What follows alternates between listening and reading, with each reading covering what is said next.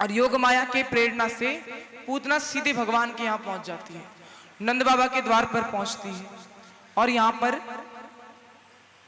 यशोदा मैया से कहती है, लाल जी को मुख देखन को आई, लाल जी को मुख देखन को आई।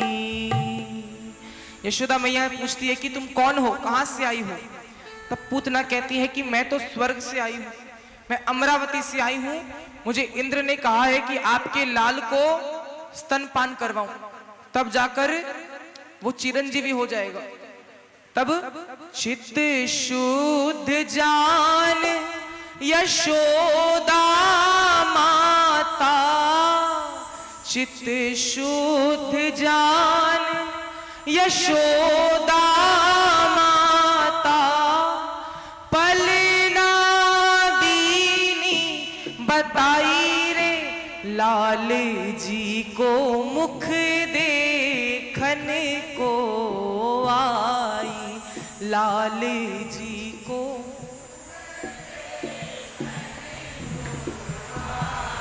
तो यहाँ पर पूतना आकर इस प्रकार भगवान का पलना दिखा दिया जाता है, जाइए और उसे दुग्ध पान करवा दीजिए। अब यहाँ पर पूतना पहले भगवान को देख रही है, भगवान ने बाहर से पूतना को देखा और देखते ही आंखें बंद कर लेती है, नेत्र बंद कर लेती है। इसके 2-3 कारण बताए गए हैं।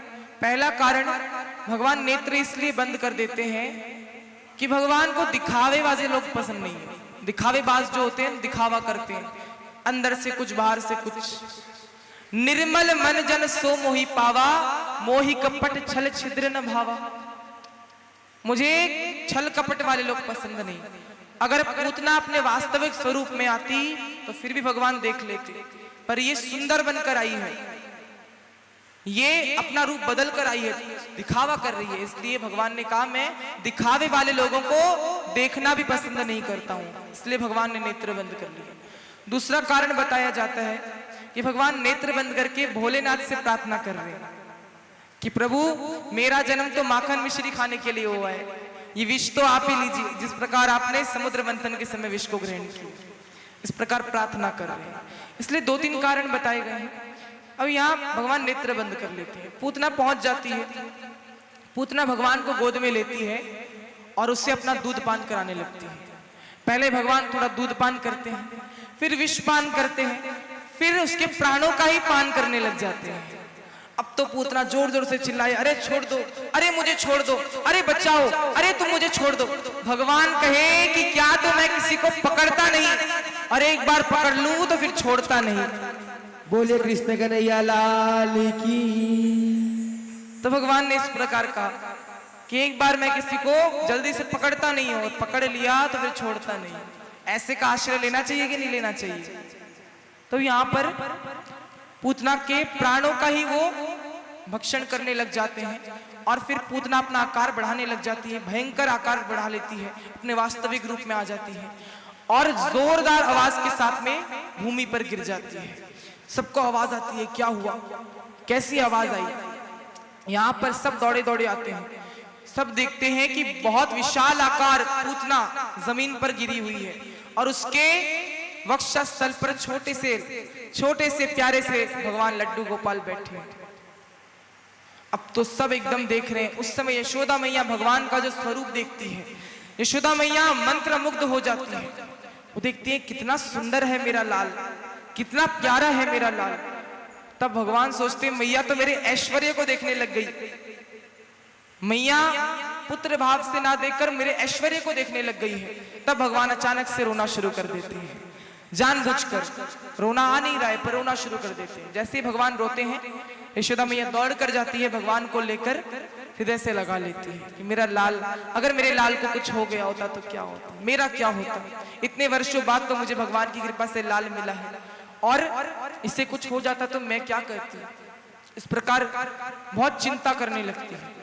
सब ब्रज के लोग कहते हैं कि आज तो भगवान ने लाला को बचा लियो। भगवान कहते हैं भगवान के भरोसे बचता हूं मैं तो आज तो भगवान ने लाला को बचा लिया। यशोदा मैया नंद बाबा बहुत चिंता करने लगे। अब यशोदा मैया कहती है बहुत लोगों से मिला दिया लाला को, अब बंद। ऐसे ऐसे मेरा लाला भी जन्म नहीं लिया, ऐसे राक्षस मिलने आ गए मेरे लाला से। अब तो लाला के दर्शन बंद, अब सबके लिए दर्शन बंद कर दिए गए। अब यशोदा मैया लाला को केवल अपने घर के अंदर रखती, किसी को मिलने नहीं देती, कोई भी आ जाए। तभी यहाँ पर बाबा भोले भगवान शंकर सोचते हैं कि जब जन्म हुआ था तब तो मैं समाधि में लीन था, राम अवतार के समय तो तुरंत पहुंच गए उसी दिन, लेकिन कृष्ण जन्म के समय भगवान समाधि में लीन थे। थोड़े दिन हो गए, अब समाधि टूटती है तो भगवान कहते हैं देख कर तो आऊं, भगवान के बाल स्वरूप के दर्शन तो कर आऊं। तो यहाँ पर भगवान शंकर तैयारी कर रहे हैं, वो एक साधु का वेश बनाते हैं, वो एक साधु का वेश बनाते हैं। साधु का वेश बनाकर, अब साधु का वेश तो बना लेते हैं लेकिन वो कुछ चीज भूल गए, भोले भंडारी है ना, कुछ चीज भूल गए। उन्होंने क्या किया, केवल वस्त्र तो साधु के पहन लिए, लेकिन अपने गले के जो नाग है, शरीर पे जो बिच्छू चल रहे हैं, भस्म लगाए हुए हैं, त्रिपुंड लगाए हुए हैं, भयंकर जटा बनाए हुए हैं, ये सब स्वरूप तो अपना वैसे के वैसे लेकर चले गए, कुछ उतारा नहीं।